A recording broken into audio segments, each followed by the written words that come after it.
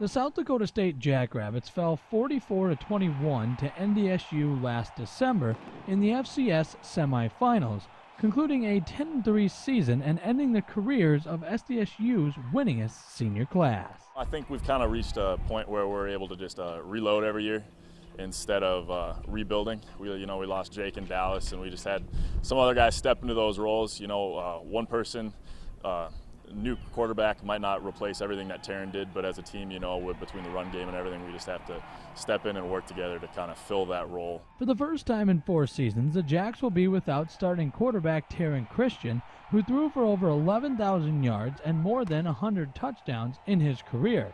Now SDSU will turn to a redshirt freshman to take the snaps at quarterback. Have that a 4-time starting QB, but with what I've seen from the QB position is a lot of competing, and we've as far as receivers go, we've been working as hard as we can during the summer to make sure we're out throwing with them as much as we can.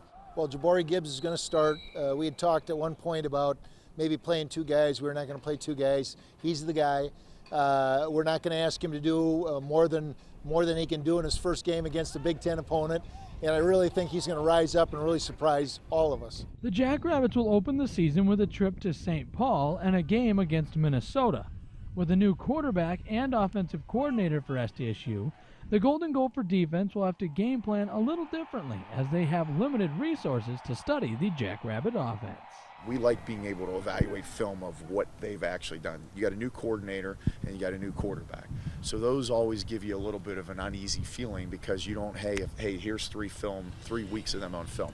So what do you have to do? You have to focus more on yourself than you do on the opponent. When you're always breaking a new quarterback, it's kind of like what kind of factor does he have to bring to the table. So I just know he's going to be a good quarterback. I know that's a good team. They have a good coach. Whatever he brings, I know we just got to prepare for it all. State will look for their first win against Minnesota in school history, as SDSU has lost 7 straight matchups against the Golden Gophers, with the most recent meeting being a 16-13 loss back in 2009. Minnesota is a very well-coached football team. They're a very, very physical football team, offensively, defensively, special teams. They stress you out with their schemes. It's going to be a good test. Our guys get up for this type of game, national TV, local FBS opponent. They'll know some of the guys that are on that team. It sounds like they're going to be pretty similar to us.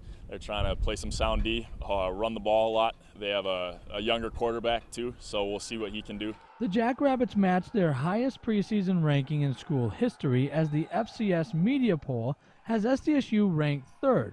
But this year's team is keeping their focus on the field. Well, we're excited about our ranking, but we know it's really from last year's performance and some guys we carry over. And these guys are really mature. They don't dwell on that. They don't look at the next game ever. They don't look at the next play. And we got great leadership, and it's an honor to be part of a program with that type of credibility. We don't really pay too much attention on the outside talk because we know what we got to do inside within the team. But we know where our goals are and what we need to do to achieve those goals. And the biggest thing this year is just doing the little things and taking one game at a time. And if we do that, everything's going to take care of itself. The Jackrabbits will travel to Minnesota on Thursday. Kickoff is set for 8 p.m. and the game will be televised on FS1. In Brookings, Grant Sweeter, KELLLAND.com original.